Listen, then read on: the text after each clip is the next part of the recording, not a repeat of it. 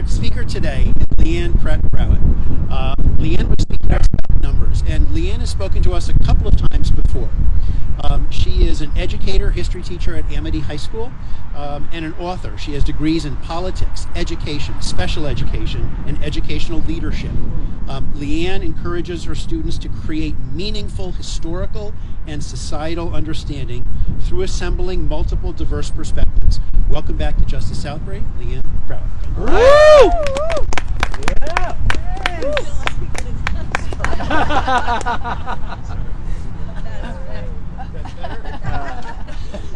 Hi everyone. Hello. Hello. As we are coming to the final days of Women's History Month, I'd like to talk to you today about numbers. Let's start with the number 50. Title IX turns 50 this year. Wow. If you're unaware, Title IX is the federal legislation that prohibited sex discrimination in educational programming and activities that receive financial aid from the federal government. It opened up so many opportunities for women, particularly in the area of sports. 47, that's the percentage of U.S. high school athletes today that are female identifying.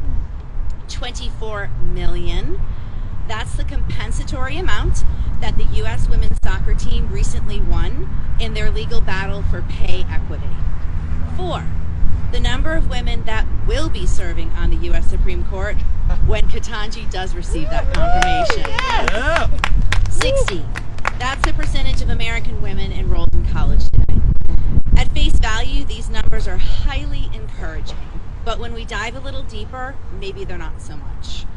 83. Overall, an American woman earns 83 cents to her white male counterpart's dollar.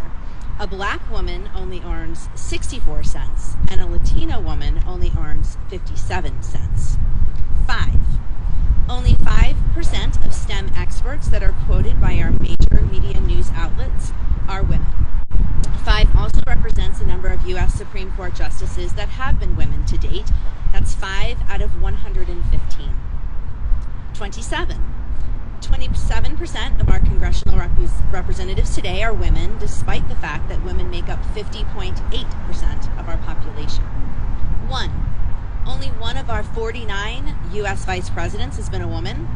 0. 0 of our U.S. presidents have been a woman. 0 also represents the number of female athletes who appear on the top 100 list of highest paid athletes. 1987. Women's employment was disproportionately impacted by the COVID pandemic, and their job losses appear to have jettisoned women's employment back to the levels that they were in the year 1987. $1,000 or less is the current cost of buying a 9-year-old child bride in Afghanistan today. Dozens of Ukrainian women have given birth underground in subways that are makeshift bomb shelters as their country's ravaged by war.